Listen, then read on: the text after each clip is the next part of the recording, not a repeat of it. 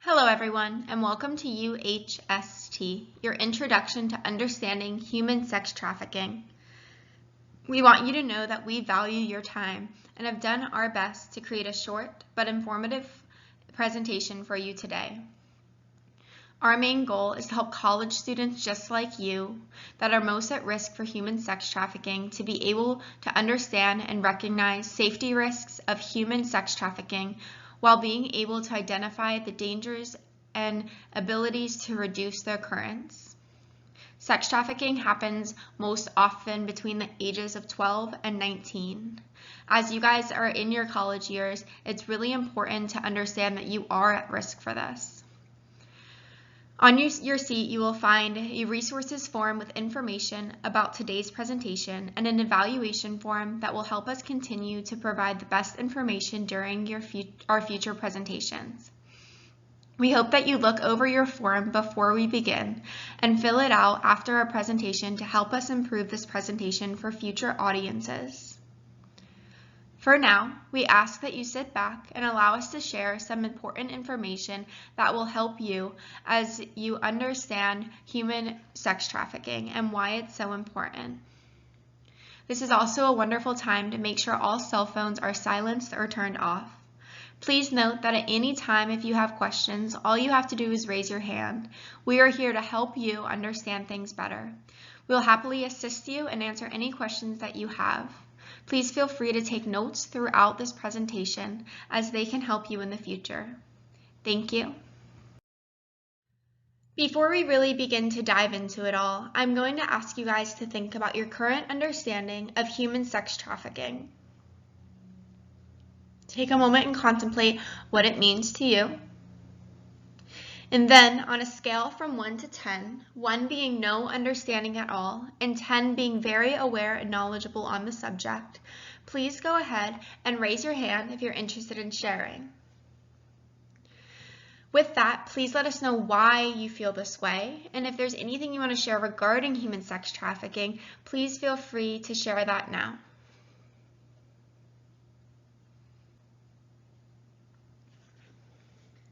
Keep that number in mind. On your evaluation form, the first line says to put that number down.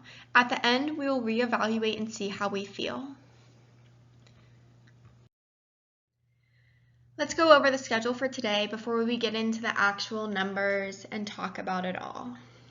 Today, we're going to cover the effects of human sex trafficking.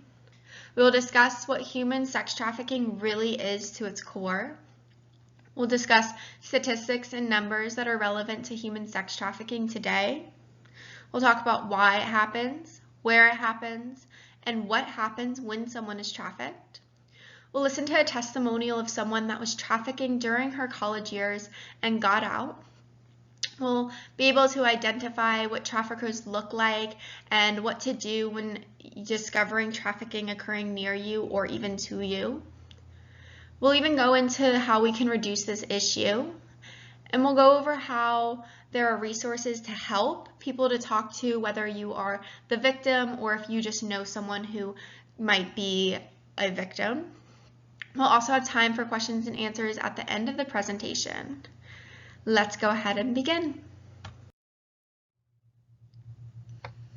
So, looking at this slide on effects of human sex trafficking, you'll probably notice some things that you might have already known, such as the fact that yes, it is a very difficult thing to track. There are a lot of moving parts, but let's kind of break this down a little bit. So, sex trafficking is a very taboo topic, and we want to make sure that you fully understand the severity of it. And everyone that's trafficked experiences it differently. It doesn't always look the same. Human sex trafficking is tricky because it's very difficult to get out of the system once you're already in it.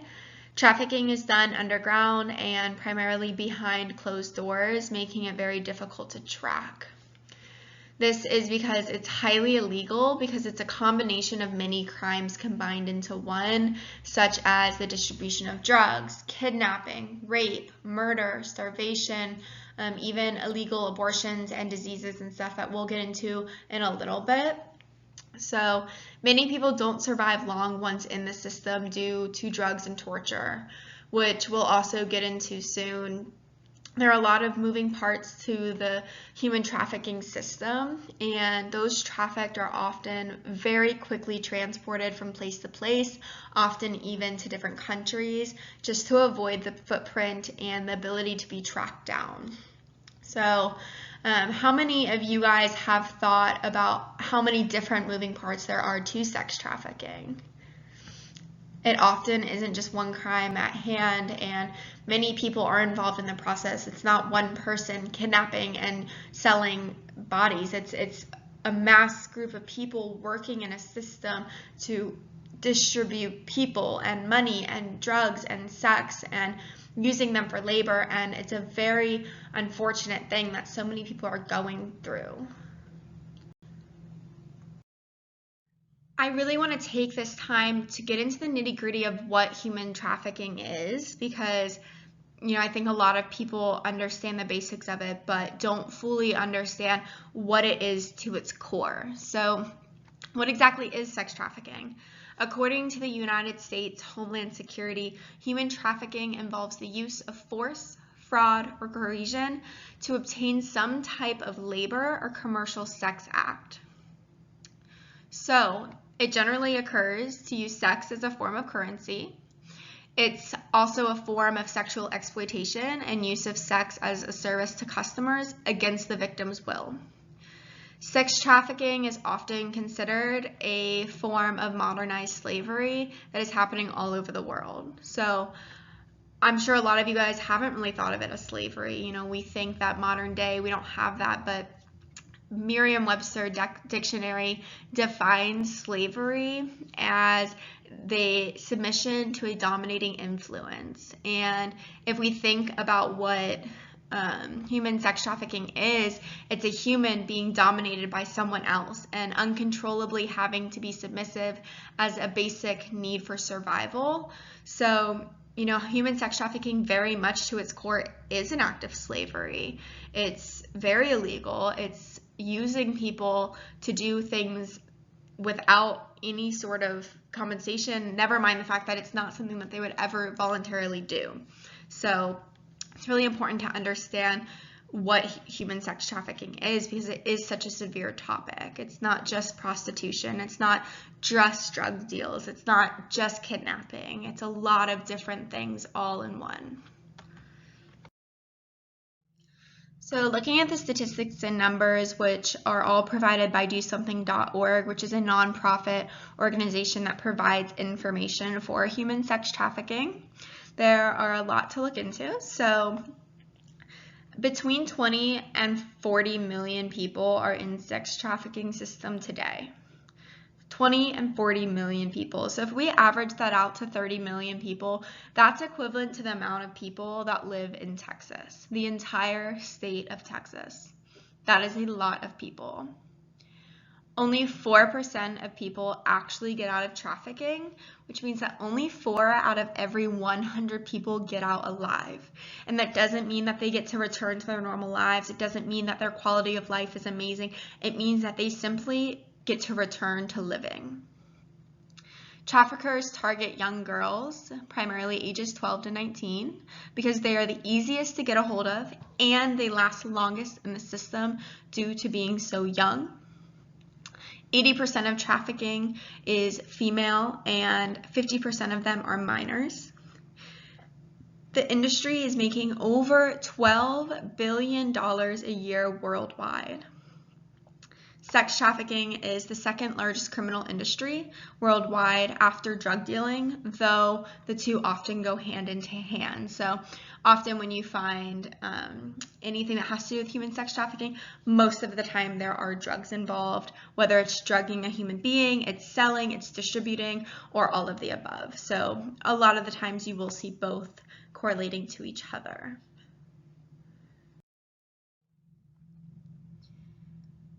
So why exactly does sex trafficking happen? Well, for starters, it's all about the money. Money is the biggest driver for human sex trafficking. As stated in the previous slide, the industry is making over $12 billion a year through the buying and selling of girls, the use of cheap labor, and selling girls for sexual exploitation. Trafficking occurs for many reasons, but sex is one of the big ones. Young girls tend to be a target because they are often less used, therefore they can be sold for higher amounts of money. Young virgins are considered pure. They can sell for anywhere between $10,000 and $1 million to complete strangers. Young girls are the easiest for low-cost sexual activity like prostitution. The more girls in the system, the more money is being made. The more traffickers crave more of it. It's a vicious cycle. Drugs are also a huge driver for human sex trafficking. Girls can be used as collateral for buying and selling drugs. They are used by traffickers to help promote people to buy drugs and are used for marketing and cohesion.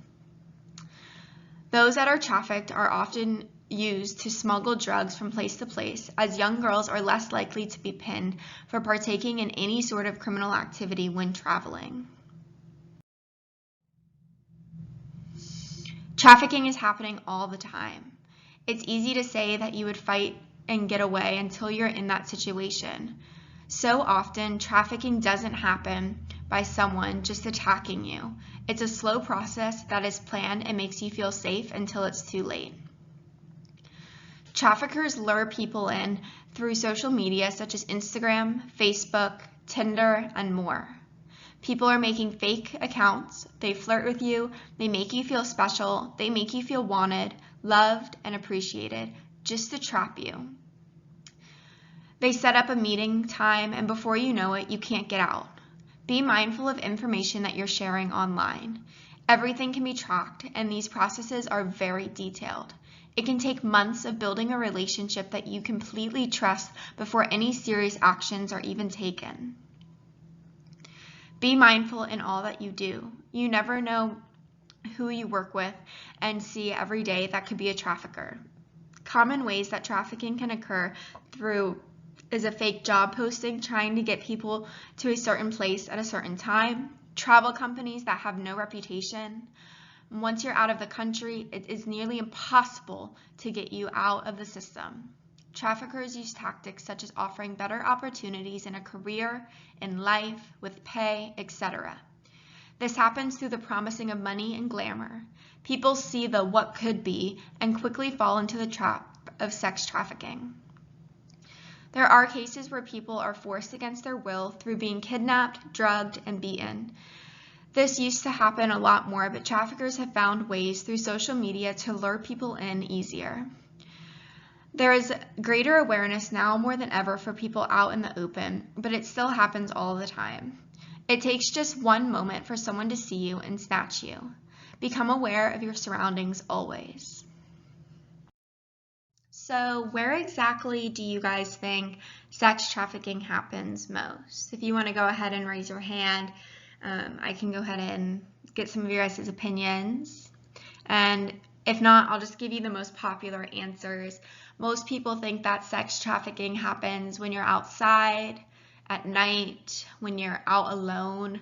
A lot of times people assume that it's always in downtown areas, places of tourism. And though these are all true, sex trafficking can actually occur anywhere. It can happen at any time, in broad daylight, even with people all around you. Traffickers aren't people that are labeled or in a black hoodie lurking outside your house in the middle of the night. Traffickers are people that look just like us. They're all shapes, sizes, genders, backgrounds, ethnicities, all of it. Traffickers usually hire out and find everyday people just like us to help them. It can happen when you're out at the club with your friends and you meet a cute boy. It can be that sweet girl that you've become best friends with online. It can be when you're going for your morning or evening run. It can happen in the grocery stores. It can even happen right here on campus.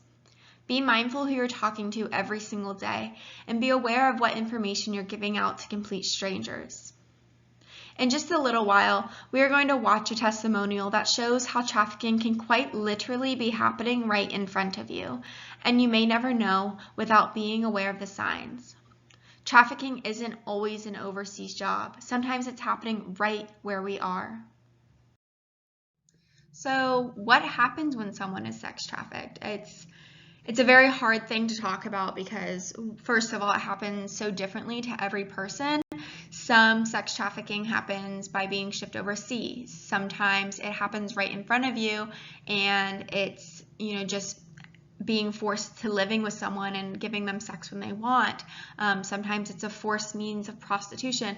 Sex trafficking looks differently for everyone. So this whole topic is kind of a hard one to uncover because there isn't much research on it, since most people don't get out alive, and when they do get out alive, they're often so drugged that they don't really know the extent of everything that has happened. So on a basic level, we can talk about how the first thing that happens when someone is sex trafficked is that they immediately lose all sense of freedom. They lose their rights to everything, including their bodies, as sex traffickers can now take, and they will take, full advantage of the person.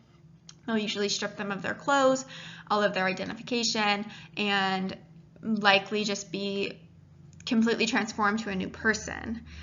Those trafficked are often sold quickly to reduce traffickers from being found. The longer they stay in hand, the easier it is to track. So traffickers want as little blood on their hands as possible. So when they get a hold of people, they usually aren't in the custody of that person for very long. Sex traffickers quickly threaten victims so that they're aware of what could happen if they attempt to escape. This is why it's so hard to get out, because they're threatened with death, abuse, and even pain caused to their loved ones, which is one of the strongest reasons that people are afraid to escape, never mind the fact that they're usually drugged and tortured. So if they can do all of that to you, what else are they capable of? Sex traffickers exploit people and strip them of their basic needs and wants through means of torture, including but not limited to rape, abuse, drugging, brainwashing, and starvation. Traffickers want you aware of as little as possible, and they will go to great lengths to ensure that you have as little leverage on them.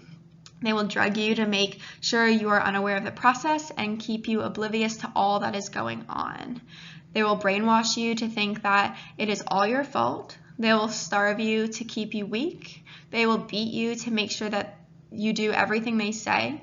And it's a never-ending cycle of abuse that once you're in, you're likely not going to get out of.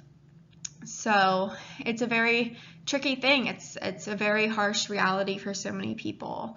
And once someone is killed through trafficking, the traffickers often will either sell bodies or they themselves will harvest organs, which then in turn produces more money and brings another level of income. So, even when they're dead, even when they kill people, they're still bringing in revenue. So it's not necessarily a loss to them when people do die. So that's why it is such a cycle, because when one person dies, they then get another person for the prostitution aspect of it, but then that person goes. So it's a really hard cycle, and it's very unfortunate.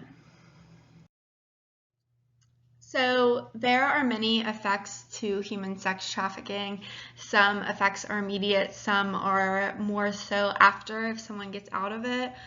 So we're just going to go through all of them and discuss those. So there are a lot of diseases in human sex trafficking, including emotional and physical.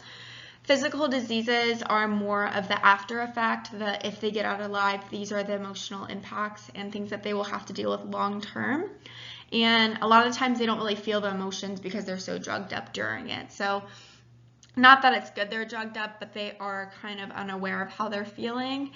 And physical are more so things that are happening during the moment of the sex trafficking. It's the in the now. So emotional diseases are anxiety, depression, PTSD, insomnia, social stigmatization, and more. And physical diseases include all STIs, including HIV and AIDS, pelvic pain and bruising, urinary tract infections and diseases, infertility, infectious diseases, chronic pain, and more. So the list really honestly just goes on and on and on. If someone's even lucky enough to get out of the system alive, it's likely that life will never be the same for them emotionally or physically.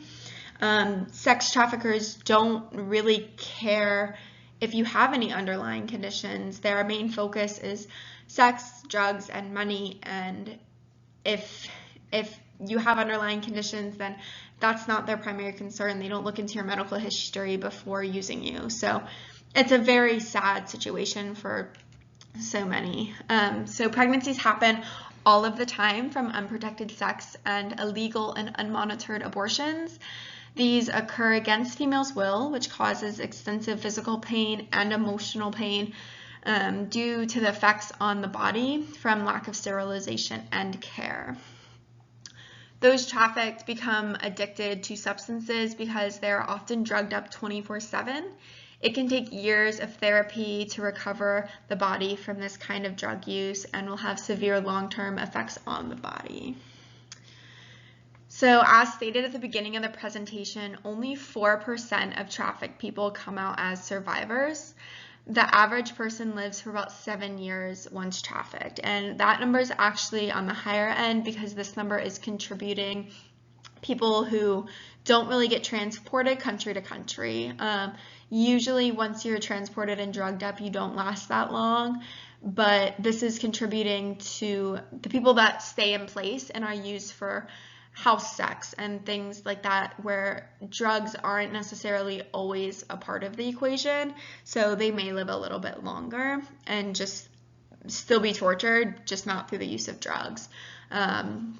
So they often die from attack, abuse, STIs, malnutrition, overdose, and suicide. So let's go ahead and listen to Rebecca Bender's story. Rebecca Bender is a survivor of human sex trafficking. She was put into the system during her college years, and she was fortunate enough to come out alive. So we're going to listen to her testimonial, and we'll discuss it a little bit more once that's over.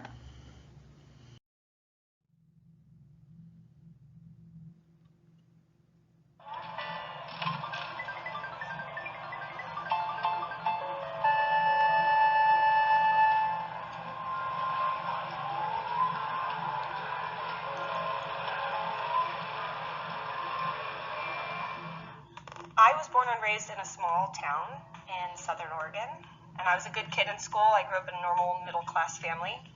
I got great grades. I was really active in sports, and I even graduated a year early.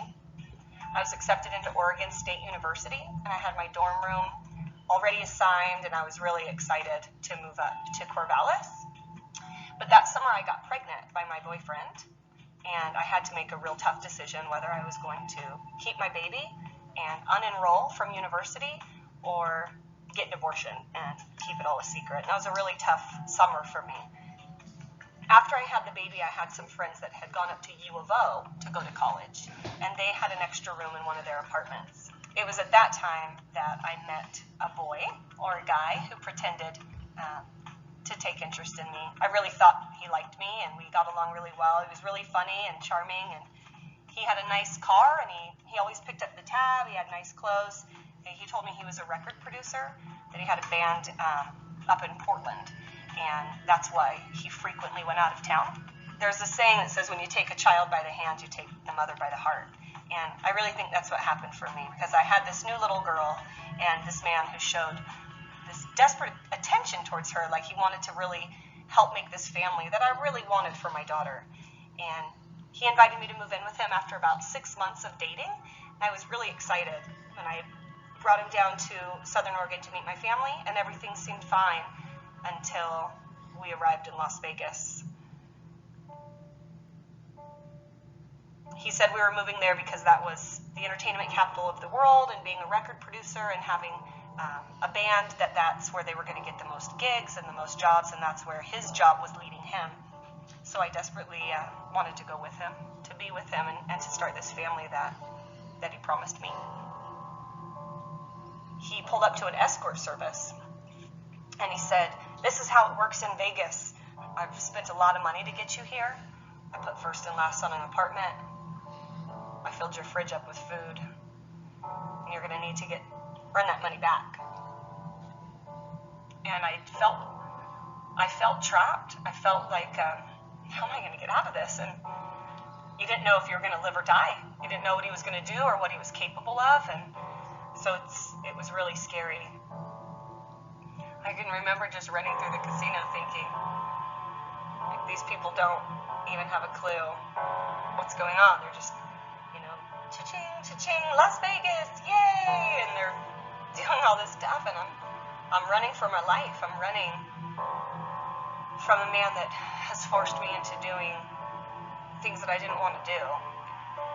When you have a trafficker that's waiting at home with your child, it says if you don't bring home $1,500, you're going to find your daughter out on the corner. I think I was probably more frightened to go home than I was to be in the room. Because if you got robbed, it was your fault for being stupid. If you got raped, it was your fault for not watching your back. Anything that happened to you was typically your fault, and you incurred more punishment for allowing those things to happen to you. So it made you always walk in fear of your trafficker.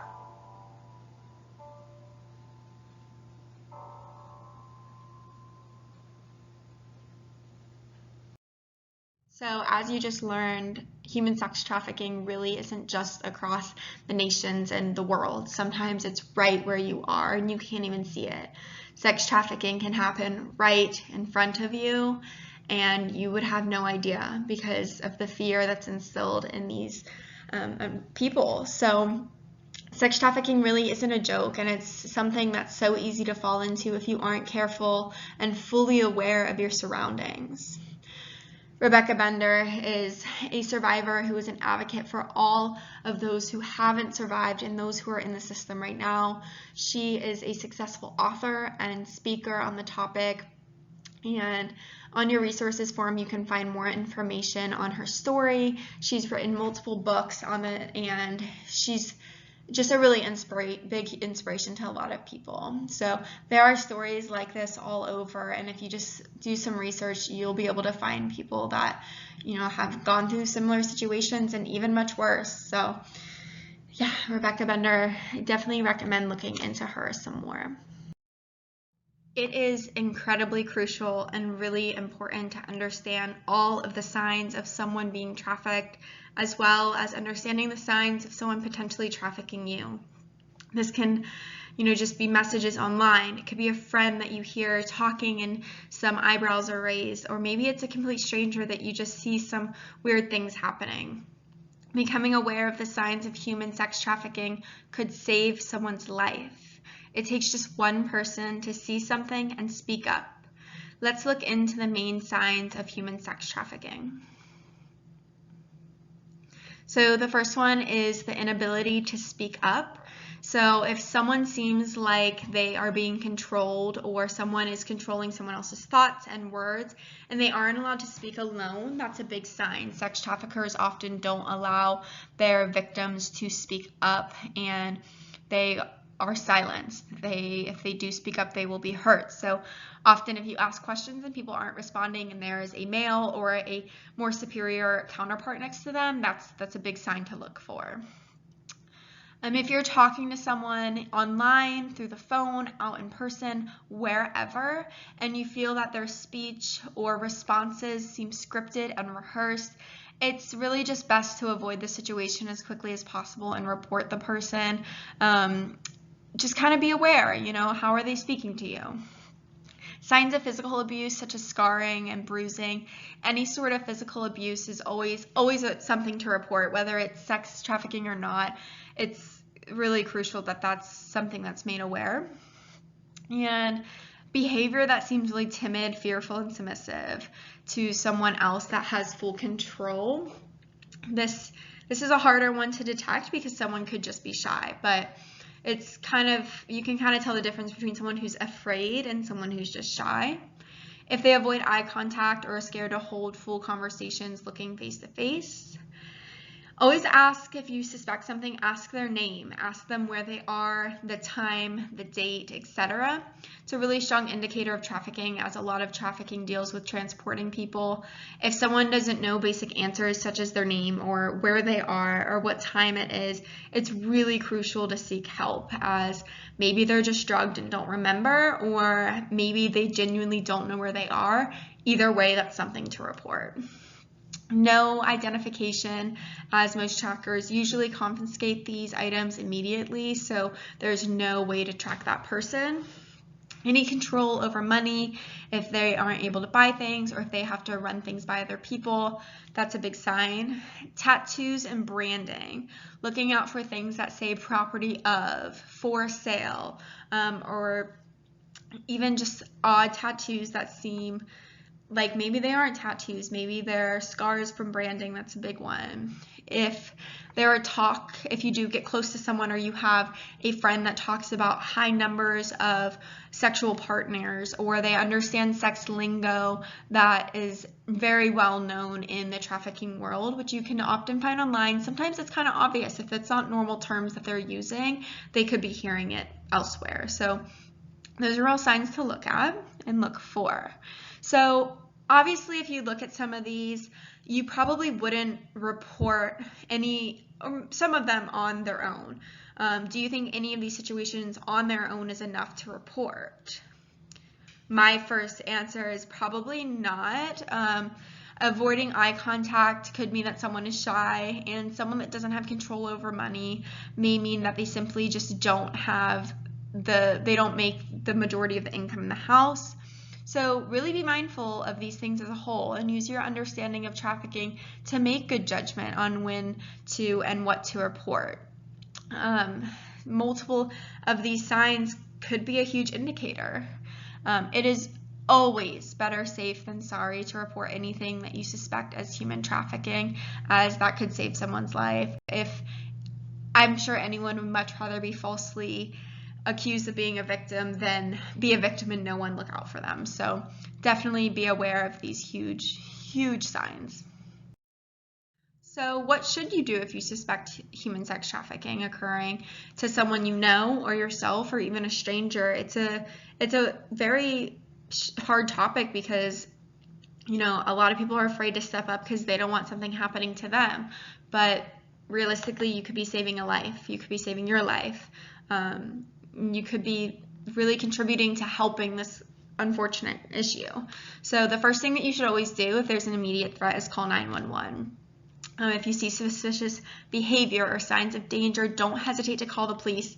And sex trafficking is a very, very quick moving process, so don't delay it if you see something. If you see someone getting hurt outside and it's very obvious abuse, or if one of your friends is talking to someone that really raises your eyebrows, report it or talk to your friend, figure it out. And if they don't want to do anything, call the cops. Be safe. If you see signs but are unaware of any direct threats, definitely just call the National Human Trafficking Hotline, which is a nonprofit aimed in reducing the issue and saving lives. The numbers can be found on your resources form. If you have any direct contact with someone that you're suspecting, ask as many questions as possible. Gather as much information, such as their name, what they're wearing, what they look like, and all of the people or persons that they are associated with. It could be your friend, or it could be a stranger, or just someone that you see. Gather as much as you can so you can report those alarming issues. And if you're really not sure what to do, you can reach out to any trusted adult and get help as soon as possible. Especially living on campus, there are resources for all of you guys to reach out to people if you feel yourself's in danger or someone else is in danger. So don't be afraid to reach out. Don't be afraid to ask for help, because sometimes we don't know the right answer. Sometimes we do think we're overreacting, and maybe so, but talking through that with someone is much more important than just letting it go, because maybe it is a real big issue that needs help. We really can come together and reduce this issue together, and human sex trafficking is a really serious issue that's difficult to detect, but all of us can do our part to at least reduce it and bring more awareness to it. by knowing basic self-defense and how to respond under panic. There are proper ways to respond, whether it's verbal self-defense or physical self-defense, and just being aware of your surroundings, so if you need to react, you can do so in a calm manner that's safe for you and everyone around you. Learn how to identify the indicators of sex trafficking and know all of the signs if it's happening to you, a friend, or a stranger, and report any and all signs of trafficking activities. Partake and support all nonprofit awareness raising events. Donate and volunteer as much as you can, and most nonprofits can be found on your resources forum. If not, you can always look online. Just be mindful of that they are nonprofit. And talk and educate on the subject to anyone and everyone. Seriously, get the awareness out there, tell your friends, talk to young children about the dangers, and educate as much as you possibly can on the subject. It's not talked about enough, and there isn't enough awareness out there. Does anyone have any questions or comments they would like to share before we move on today about how to reduce this issue? No? All right, let's go ahead and move on then. So I know that this is all a lot to take in, and the resources forum seems like just a bunch of different websites, but it's really important to know and understand the resources that you do have available to you.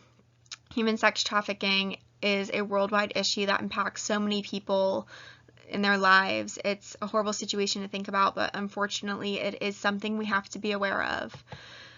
You have your resources form on your chair, and it's important that you use these places to turn to for help, information, and ways to give back to the cause. So the National Human Trafficking Hotline is the most important contact for you to save to your phone for easy access to report any suspicious activity that you see. This hotline is a really good place to call and just ask questions if you have them. You can text them and they will answer. You can give them a call, and it's completely anonymous if you want it to be. And they just have a lot of great answers and resources for you. Polaris is an excellent place to learn more about sex trafficking. They help debunk a lot of the myths on the subject, as many people assume that trafficking is a binary subject, and it isn't. It actually is a very under-researched topic that is difficult to learn about, and they provide really good facts about the topic.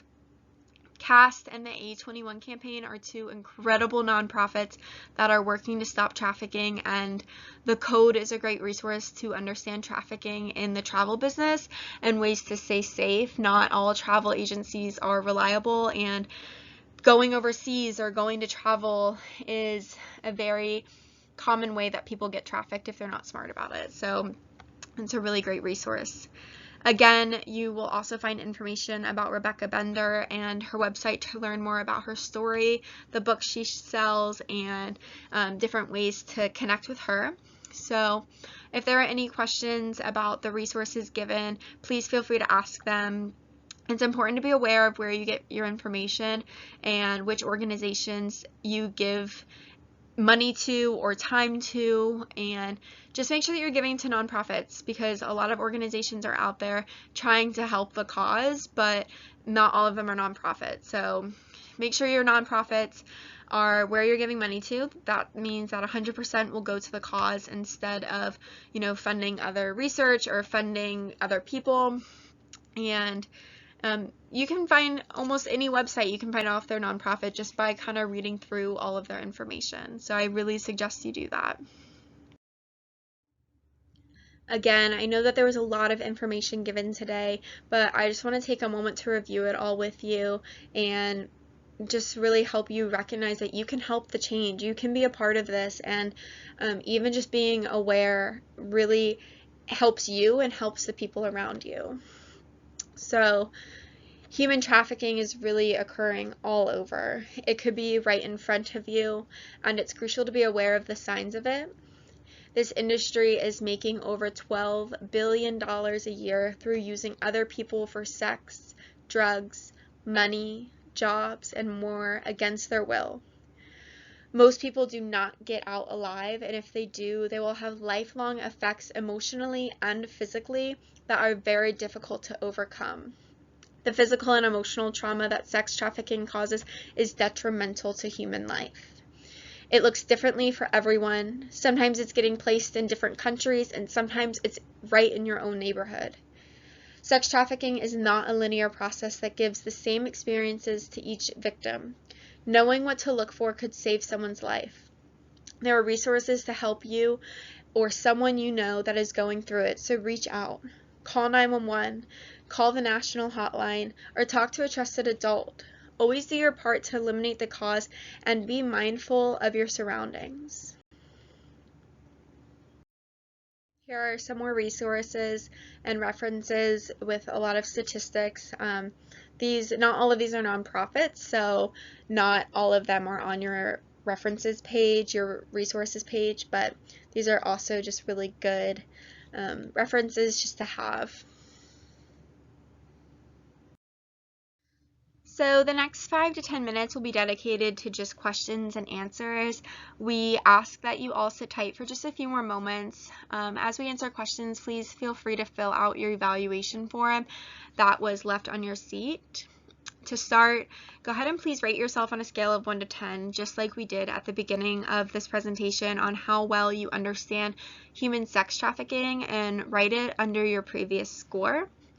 And after that, fill out the rest of the sheet so that we can better improve this presentation for future audiences. If you have any questions, please raise your hand and we will bring a microphone for you so everyone can hear your question. Please don't be afraid of the microphone. It's really important to share your questions with other people because someone else might have that exact same question and be fearful to ask it. So we're all thinking it. It's all things that we all need to hear. So we'll allow the next few moments for questions, and go ahead and fill out your evaluation form.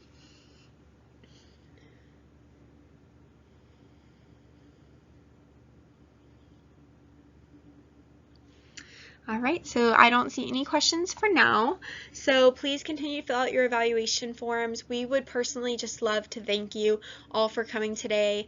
Before you leave, please finish that evaluation form, and you can either leave it on your seat or in the table in the back as you head out. So thank you again so much for coming. We will be available for questions and comments if you want to talk to us personally before you leave. Please always remember to just reach out and ask the questions you have. No question is a dumb one, especially with topics like these. It could really help save so many people's lives. So be the change that you want to see in the world, and we'll be around for some questions. Thank you so much. Have a wonderful day.